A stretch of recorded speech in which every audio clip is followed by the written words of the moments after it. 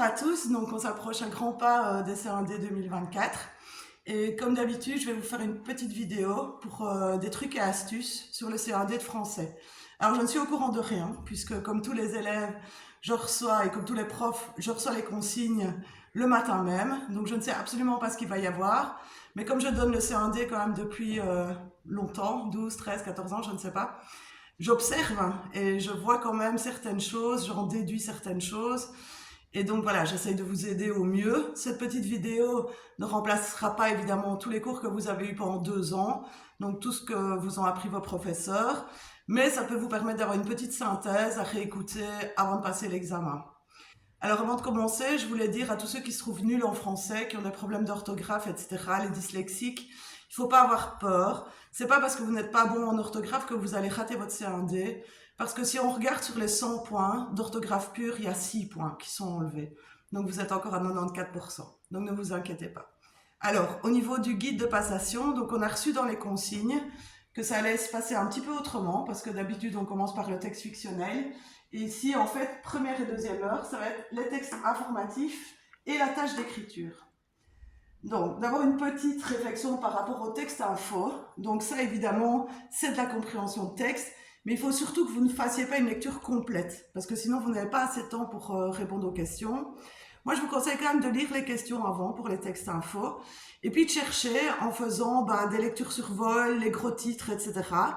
Et alors, répondre déjà à ce que vous savez, et puis quand il faut vraiment aller voir dans le texte, à ce moment-là, vous allez voir dedans. Mais si vous commencez à lire tout de A à Z et puis répondre aux questions, vous allez perdre un temps fou.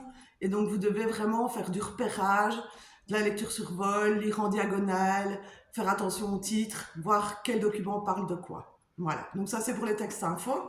Ensuite, on a une tâche d'écriture. Et, alors là, c'est pas sûr du tout, mais je me dis que comme la tâche d'écriture n'est pas liée à la fiction que vous allez lire, pour moi, ça me semblerait logique qu'on ait un article. Pourquoi un article? Parce que vous allez lire donc des textes informatifs sur un sujet. Imaginons qu'ils aient pris les Jeux Olympiques. Alors si c'est les Jeux Olympiques, ne croyez pas que j'ai triché, je dis ça vraiment comme ça. Les Jeux Olympiques ou le climat, voilà, 2 sujets d'actualité. Et après, il pourrait vous demander d'écrire un article en partant des textes que vous avez lus. Donc on aurait dans l'article, mais déjà il y a un titre, ça il ne faut pas oublier, c'est une différence avec les autres textes. Et puis vous auriez un paragraphe où ça va être plus de l'informatif. Donc si je reviens sur les Jeux Olympiques, ce serait par exemple l'évolution des Jeux Olympiques à travers le temps ou quelque chose comme ça. Et puis au paragraphe suivant, là on passerait sur de l'argumentatif. Donc on pourrait très bien donner comme sujet les bienfaits des Jeux Olympiques sur la jeunesse aujourd'hui. Donc à travers les documents, on verrait que quand il y a les Jeux Olympiques, il y a de plus en plus d'inscriptions dans les clubs sportifs. Quand il y a les Jeux Olympiques, ça donne envie aux enfants de bouger ou quoi. Ou alors sur l'économie, parce que ça apporte beaucoup d'argent au niveau du tourisme ou quoi. Donc on aurait un paragraphe avec de l'informatif, et ensuite 2, 3, 4, ça je ne sais pas, mais il vous renseigne toujours sur le nombre d'arguments que vous devez mettre, avec de l'argumentatif. Alors je rappelle que quand on est dans l'argumentatif, il faut des mots introducteurs. Donc si vous avez la flemme, premièrement, deuxièmement, troisièmement, ça passe. Vous pouvez aussi améliorer en disant premièrement, ensuite, enfin. C'est toujours joli. Et alors, la différence aussi de l'article des autres thèmes, c'est qu'il faut signer son article, donc vous devez mettre votre prénom à la fin. Et moi, je conseille toujours, quel que soit le texte que vous fassiez, qu'il y ait une intro et une conclusion. Ici, l'intro, ça va être associé à l'informatif, donc au renseignement informatif. Dans les autres, vous allez voir, ça va être autre chose. Et la conclusion, il n'y a pas toujours des points pour la conclusion, mais ça clôture un texte et c'est toujours bien, quoi.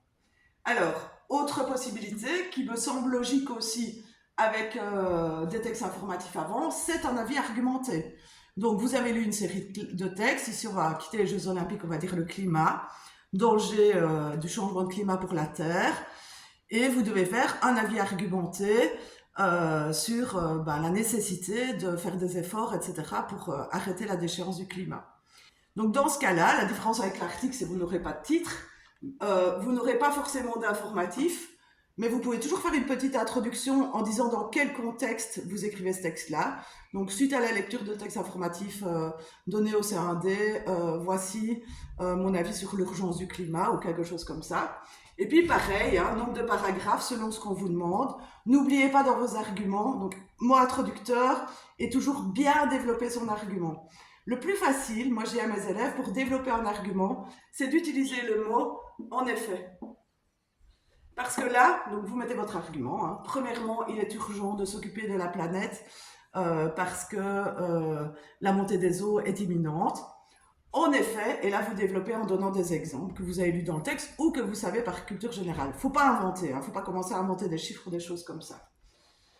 Alors, de moins en moins probable pour moi, mais il faut absolument pouvoir faire tous les textes, que ce soit une lettre argumentée.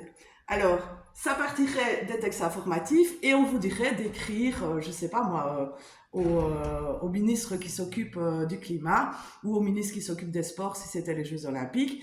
Et vous devriez finalement faire un avis argumenté dans votre lettre. Donc, il n'y a rien qui change, mis à part la présentation. Donc, votre professeur vous a peut-être appris à noter les adresses du bon côté, etc. Normalement, il n'y a pas de point là-dessus. En tout cas, il n'y en a jamais eu dans les CA1D. Par contre, mettre le lieu et la date en haut à droite, ça c'est essentiel, il y a toujours des points. Donc, si vous devez écrire d'ici, de Saint-Louis, vous mettez Namur, virgule, le 26 juin 2024, puisque c'est la date du CA1D. Et alors, une apostrophe, donc vous mettez madame, monsieur. Pas cher madame, pas cher monsieur, vous les connaissez pas. Si vous voulez ajouter le nom de famille, vous pouvez, mais le plus simple, c'est faire madame, monsieur. Une introduction pour rappeler le contexte, comme d'habitude. Vos arguments avec toujours les mots introducteurs et les en effet pour les développements. Une petite conclusion en remerciant d'avoir lu votre lettre, etc. Et votre signature. Voilà, donc ça, c'est si jamais c'est sous forme de lettre. Je doute, mais on ne sait jamais.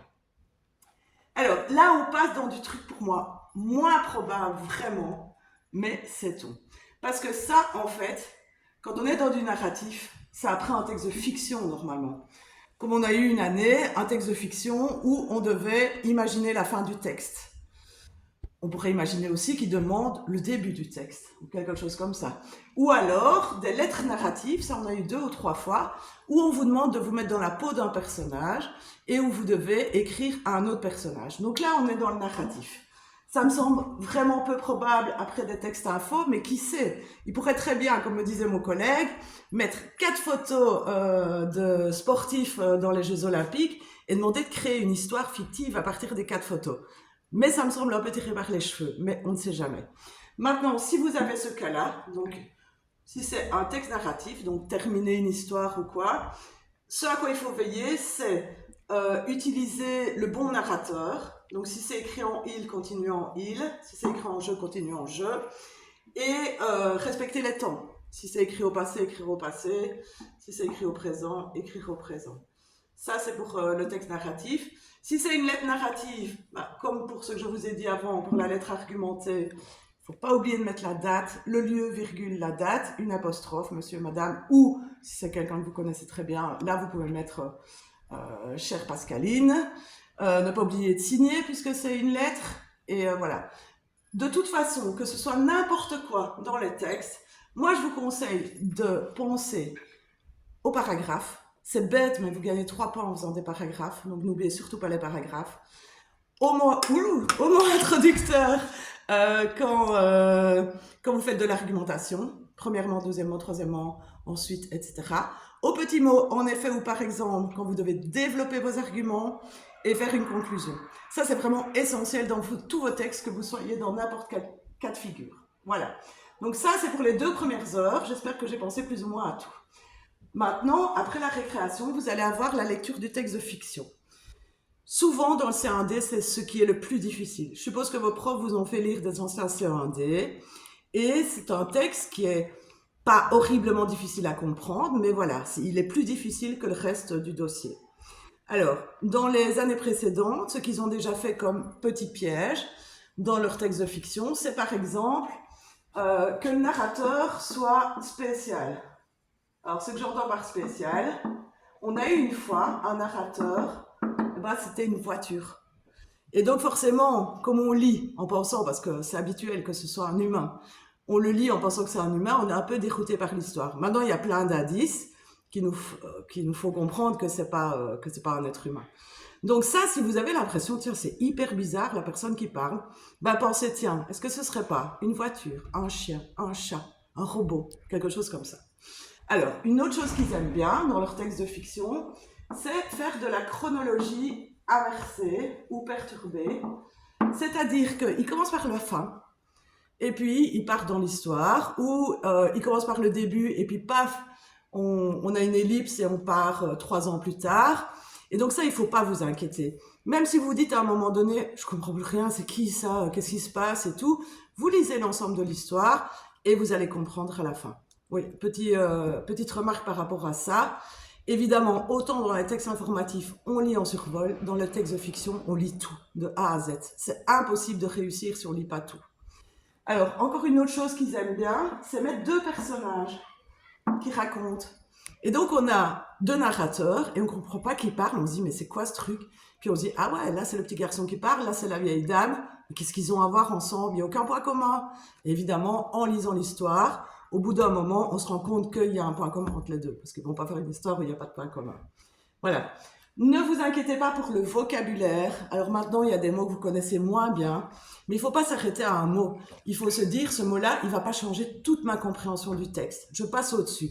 Maintenant, si vraiment vous êtes bloqué, vous avez le droit d'avoir tous vos outils, dictionnaires, etc. Et vous allez voir dans vos dictionnaires ce que veut dire le mot. Mais ne passez pas votre temps à aller voir tous les mots, parce que sinon vous n'aurez jamais le temps. Parce que ici, vraiment, au niveau du texte de fiction, c'est un peu serré au niveau timing. Je dirais qu'il faut avoir une lecture pas trop lente, une lecture normale. Mais voilà, si vous commencez à vous accrocher à tout, ça ne va pas aller. Au niveau des questions, moi je vous conseille de répondre à tout ce que vous savez avant. Et après vous revenez sur les questions difficiles. Parce que si vous restez pendant un quart d'heure sur une question difficile, après vous n'allez pas répondre à plein de questions faciles qu'il y avait après. Quand il y a des tableaux, il y a très souvent des tableaux dans les questions de fiction, ou même dans les questions sur les textes informatifs. Souvent, ben voilà, il y a 4 colonnes à remplir. Et il y en a un, par exemple, c'est numéro du document. Ça, c'est pour les informatifs. Conforme ou non conforme, ils adorent. Si ça vous inquiète ces mots-là, non conforme c'est faux, conforme c'est vrai. Et alors vous devez remplir pour telle idée. Alors souvent ils cotent en ligne, c'est-à-dire que si vous ne mettez pas ça et que vous avez ça bon, vous avez 0. Donc je vous conseille chaque fois de remplir tout ce que vous savez sur la ligne. Et si vous doutez pour un truc, à la limite mettez au hasard, on ne sait jamais. Vous allez peut-être gagner un point comme ça. Au niveau de l'audition, franchement, c'est le plus facile. On n'a jamais eu une audition difficile. Vous pouvez prendre plein de points là-dedans. Le seul conseil que je peux vous donner, c'est ne soyez pas perturbés par l'audition. Parce qu'on dirait qu'ils ont un malin plaisir à nous mettre une voix bizarre du gars qui parle, une petite musique à la con pour commencer. Et donc on est là, je connais mes élèves, ils sont en train de danser sur leur chaise. Non, super concentré dès le début et vraiment être dedans. Franchement, il ne faut pas avoir peur du C1D de français. Si vous avez des autres C1D à préparer, préparez les autres, parce qu'en français, c'est uniquement basé sur ce que vous avez appris pendant 2 ans. Et donc, vous ne devez pas vous inquiéter, et ça va aller, et je vous souhaite à tous bonne chance.